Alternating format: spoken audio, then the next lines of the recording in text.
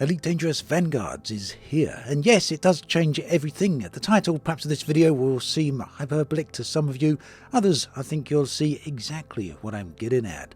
The game of course itself is fundamentally the same, but what has dramatically changed is how our players can interact with each other and therefore with the game itself. So this update completely overhauls Squadrons. Squadrons of course were introduced many years ago, but they were very basic.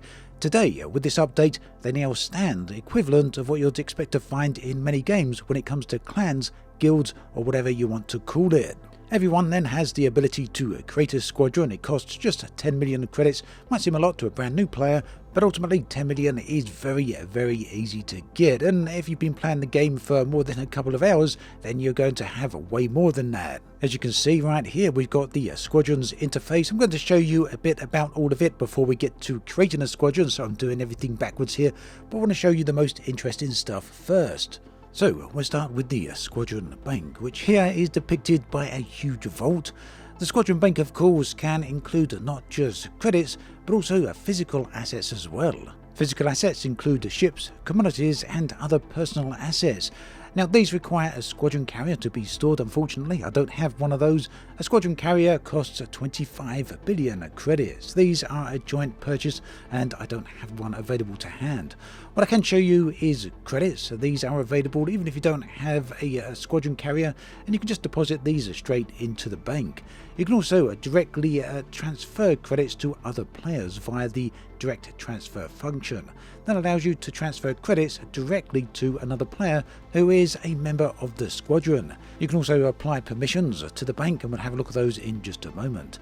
Elsewhere you can see initiatives here. This is squadron stand-ins, a leaderboard in fact, and these are current squadrons that have all been set up in the last hour or two, and they have been out there doing these various different activities, and that will place them on these leaderboards relevant to these activities. So whether they're into system colonization, combat, CQC, exploration, they will all be ranked depending on what goal, what activity they are actually involved in.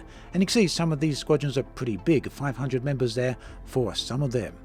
As we move on to ranks and permissions, we currently have 5 that are set up by default, but you can go up to 15 ranks, allowing you to create an additional 10. You can see right here, each of these ranks has different permissions, and again this is what you'd expect to see in other games in terms of their guilds and their clans. So some of these are pretty simple. You can share bookmarks, you can add comments to bulletin boards. Others are more fundamental in that they allow you to demote or promote another person, or even allow you to directly access the bank and have a function over that. You can see right here, view bank transactions log, bank direct transfers, bank internal transactions, and so on. You've also got permissions for the squadron carrier as well. And then you can just add a new rank here. You can add your own name to this rank and then give it whatever permissions you want. We're not going to actually save that. Under applications, you can see members who are applied to your squadron. You can jump into that and then approve them. You've also got your applications, which shows you squadrons that you are attempting to join yourself. And just so you know, I've got no plans to set up a squadron myself just yet. This one here is temporary and I'm currently not accepting any applications. Right here you can see other squadrons that are available if you so want to choose to join them. At the top you can see a variety of different filters, which includes filtering by activities, language, time zone, availability, power play and recruitment. All of these will allow you to find a guild that is ideally suited to you. The other options here are pretty straightforward. You can edit your own squadron and details if you want to change things from when you set it up. Alternatively, you can edit identity. Everything then is pretty well set up and easy to use, a pretty nice UI here. There's also a personal log here, various different logs actually, personnel log, squadron log, carrier log, as well as different feats that the squadron has engaged in. We can also add new posts to a bulletin board. That can be determined, who can actually do that will be determined by the permissions that you set. So yeah, as you can tell, the squadron is being set up with some pretty broad features here, making it truly a guild system, truly a clan system, whatever term you're actually used to, depending on what other MMOs you play. Now if you want to set up a squadron, that is also straightforward. You can access it through the menu on the right. You can then jump straight through, well, you get a welcome screen here initially. That will tell you exactly what you can expect to find. And once you're through those, the process is pretty simple. Just give your squadron a name. You can then give it a squadron ID. I've gone for a pretty straightforward one here. And again, just to reiterate, this squadron is not going to be open for joining just yet. I'm not currently intending to set up a squadron for anyone to join. Maybe that's something I will do a little bit further down the line, especially around the time of Distant Worlds 3. We'll have to see how things go. So you've got a few different options here. We can have a space motto. We can have a motto here, space ants, and then we've got a mission, a statement, exploring, mining, and flying. Or we can, I guess, just say explore, mine, fly, or whatever interests you, whatever floats your boat, whatever you really have an interest in doing.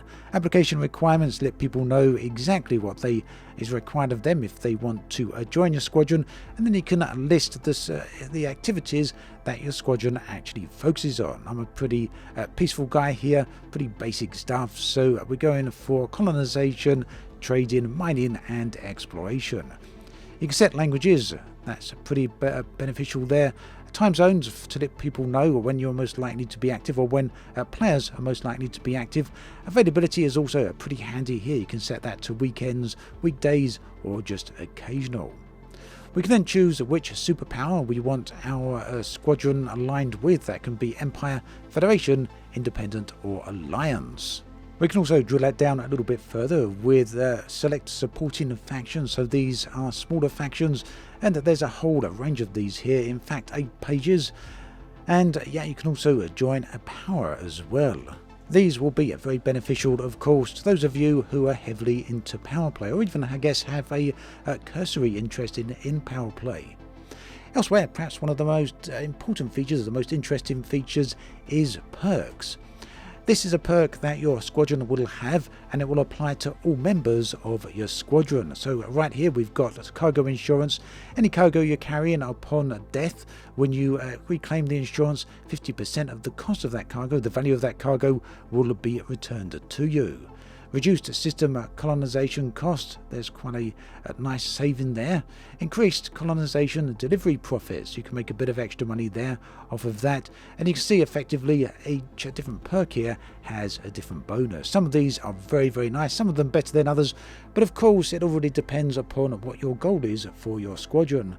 Notoriety decay might be particularly beneficial for pirates, for example. Optionally here you can see increased NPC crew gains. There's a whole load of them. The nice thing here is that you can actually choose 2 perks, not just a single one, and the secondary perk also hits the full target, the full benefit, so you gain some pretty significant benefits.